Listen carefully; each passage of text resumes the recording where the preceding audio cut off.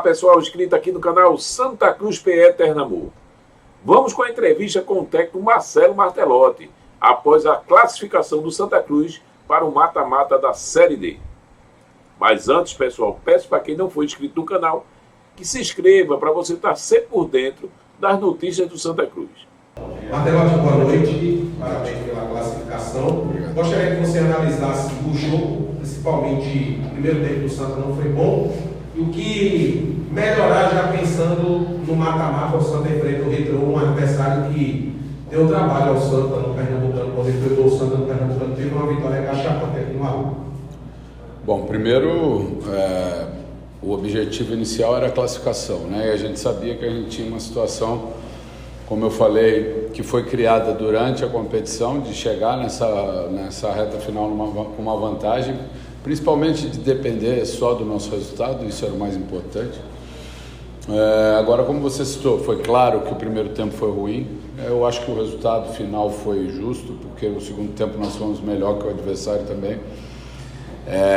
E tivemos, como fica muito a imagem, né, do segundo tempo, porque o jogo acabou com o Santa Cruz pressionando o adversário e tendo oportunidades de vencer o jogo, fica a impressão de que nós estivemos mais perto da vitória, né? E não é uma impressão, eu acho até que o segundo tempo nós conseguimos criar mais oportunidades do que o Lagarto conseguiu no primeiro, mas o jogo foi dividido em duas etapas bem diferentes, né? No primeiro tempo nós tivemos uma atuação muito abaixo, acho que a ansiedade tomou conta, principalmente depois do gol, né? Depois de você sair atrás com 7 minutos e precisar de uma reação novamente, que foi a tônica, né, do Santa Cruz durante essa primeira fase. Então nós tivemos um time muito ansioso, nervoso, errando muito passe, errando na posse de bola, acabou desorganizando depois num certo momento, e a gente teve a felicidade de fazer o gol no final do primeiro tempo e virar com um empate. Mas nós conversamos no intervalo, lógico que num primeiro momento a ideia já era fazer algumas substituições no intervalo do jogo, mas eu falei para os jogadores, não, nós vamos voltar, nós vamos mudar a atitude, porque não adianta, do jeito que foi ruim o primeiro tempo, se eu pudesse trocar 6, 7 jogadores, eu trocaria. Mas você não consegue mudar a cara de uma equipe fazendo só substituições, né? Eu acho que a reação foi boa. O time subiu de produção, os jogadores que entraram durante o segundo tempo entraram bem no jogo também, mantiveram um ritmo que naquele momento já era melhor. E a gente, lógico, pensando no mata-mata agora, na dificuldade que a gente vai encontrar, nós não podemos oscilar tanto, né? Regularidade é a palavra que a gente vai buscar, e é uma regularidade no nível alto, um nível que a gente conseguiu mostrar em alguns momentos dessa primeira fase, e que a gente vai ter que mostrar em muitos momentos agora durante o mata-mata.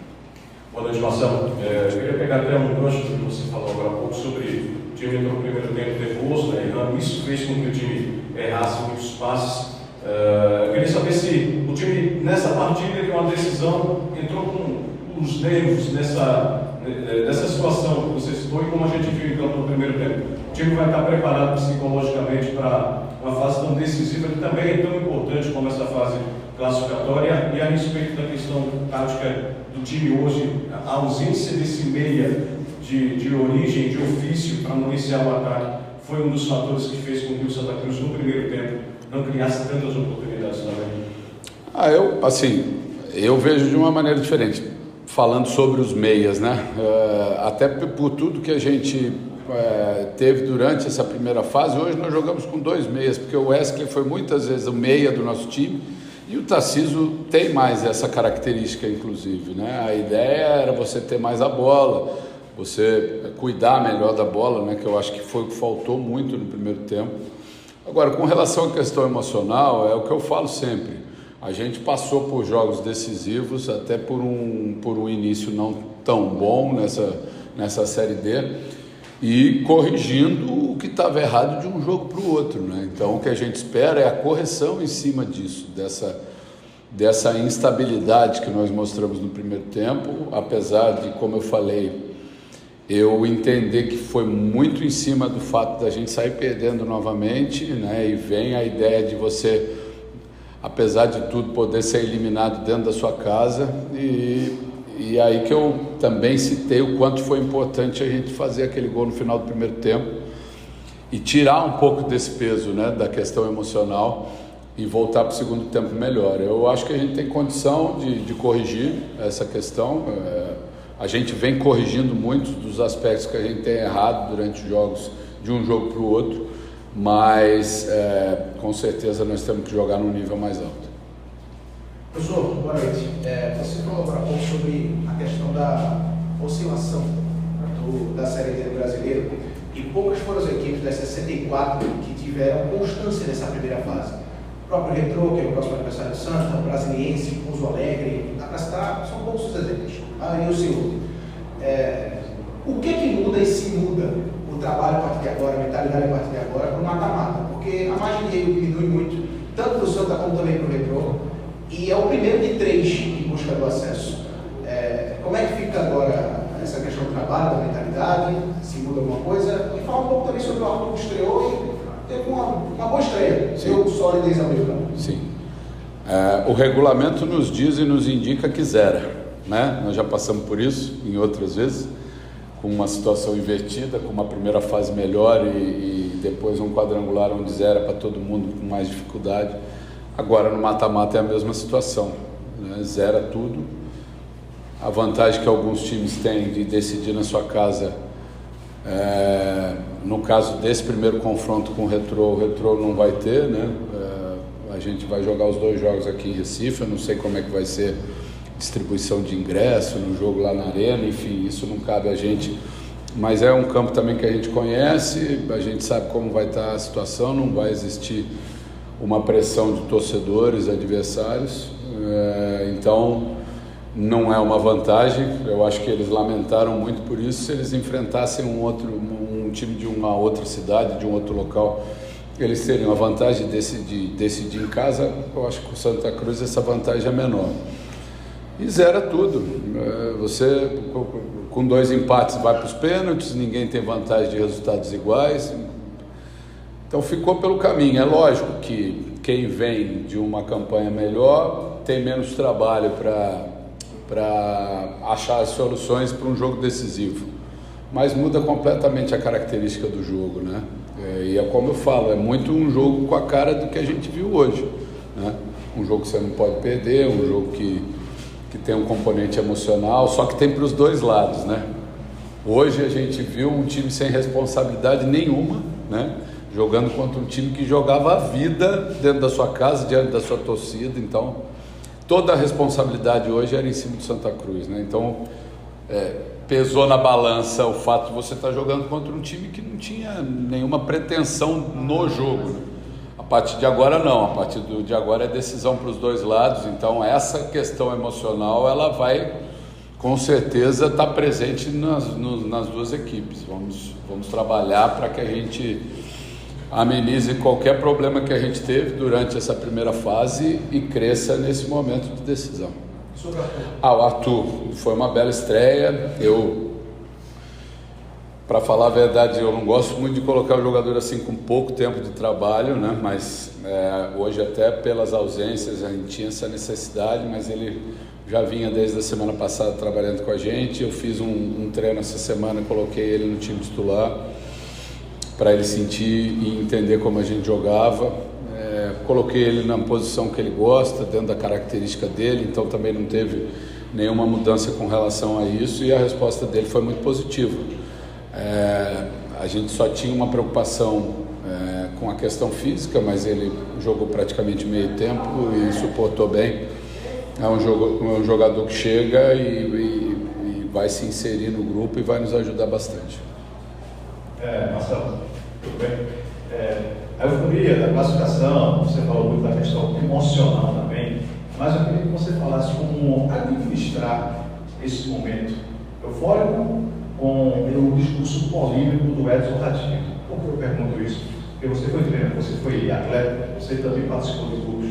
Se o que ele falou pode atrapalhar daqui para frente.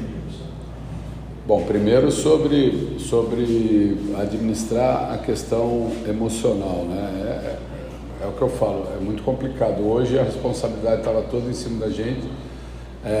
Até como a classificação foi conquistada, eu não vejo e não acredito numa euforia, pelo menos aqui dentro do trabalho. Ela não vai existir, a gente sabe das dificuldades que a gente teve, a gente sabe aonde a gente errou, a gente sabe, estou acabando de falar, a gente fez um primeiro tempo muito abaixo, né?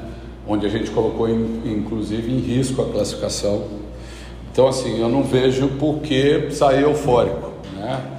Eu, para falar a verdade, saio aliviado, porque era uma obrigação o Santa Cruz classificar nessa primeira fase, né? E diante de toda a dificuldade que a gente teve, eu estou falando daí não só do jogo de hoje, mas de toda a competição, eu saio aliviado pela classificação e não eufórico, sabendo que a gente vai ter que trabalhar muito, sabendo que a gente vai ter que crescer bastante, evoluir bastante. Com relação a essa discussão sobre a declaração do Ratinho, eu não sei o que ele falou, a gente vai ainda ouvir o jogador, eu não gosto de avaliar nada nesse sentido. O presidente já colocou a situação, a posição dele. O que o presidente falou, eu não mexo uma vírgula, foi o que aconteceu, entendeu? Em termos do esforço da diretoria, da questão do pagamento, por exemplo, do direito de imagem dos jogadores. Agora, é o que eu falo, existe muita a questão da expectativa, o que você espera, o que você acha que é o ideal. A gente sabe que o Santa Cruz, o próprio presidente falou, o Santa Cruz tem dificuldades, né? Ele sempre fala da participação do torcedor, e o Santa Cruz hoje vive basicamente da presença do seu torcedor no estádio.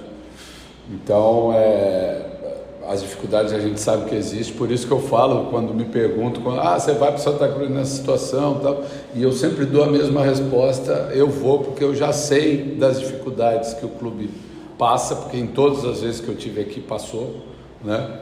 Agora, é o que eu falo, se você tem a expectativa de achar um clube diferente, muitas vezes você não vai encontrar, mas isso não quer dizer que a diretoria não esteja fazendo um sacrifício enorme para honrar com seus compromissos, e no sentido de que o presidente esteve aqui também no treino a gente jogou sábado, de quinta-feira, que era o treino mais importante, né? O presidente estava presente durante a semana, a diretoria inteira estava presente. Então, assim, nós temos que ver o que foi dito, qual é o pensamento do jogador.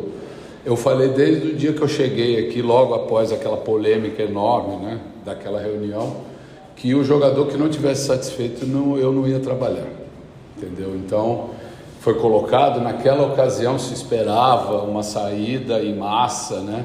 E a gente teve a preocupação de conversar com os jogadores sobre o pensamento dos jogadores, e de uma maneira geral todos colocaram que não, que estavam aqui para brigar pelo acesso, brigar pelo sucesso, pelos nossos objetivos.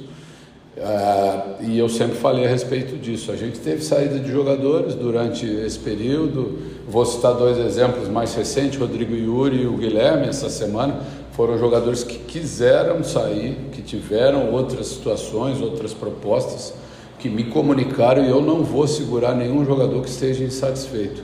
Isso é regra, não é porque nós vamos decidir, como o presidente falou, não é porque nós vamos decidir a competição, jogar jogos importantes. É mais um motivo, inclusive, para eu ter aqui comigo e com a comissão técnica e no grupo de jogadores apenas quem realmente pensa no sucesso do Santa Cruz. Então, eu estou repetindo para vocês o que eu já falei para os jogadores em vários momentos, né? Até explicando para o grupo, de um modo geral, muitas vezes a saída de um ou outro. Então, desde lá, na saída do Marcos Martins, né, do Leozão, né, do zagueiro, todas as situações foram atletas que vieram falar comigo e que colocaram o desejo de sair, cada um por um motivo diferente. Eu falei: não, eu quero trabalhar com quem quer. A gente trouxe os jogadores para a reposição, né? As nossas contratações foram muito em cima dessas reposições que eram necessárias, desses atletas que saíram. E, lógico, quando você traz um jogador, você sabe que ele quer vir para o Santa Cruz, né? Você tem essa certeza naquele momento.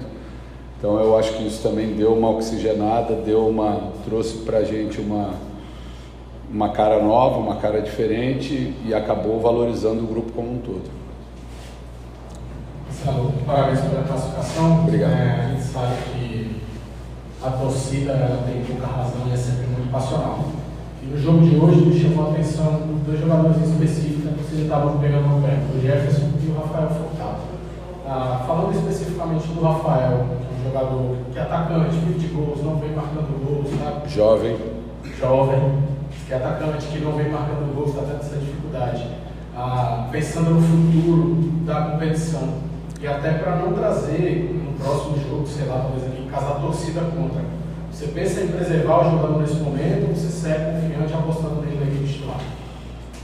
cara, eu não penso, às vezes eu faço algumas trocas, algumas substituições e muita gente analisa como essa questão de preservar.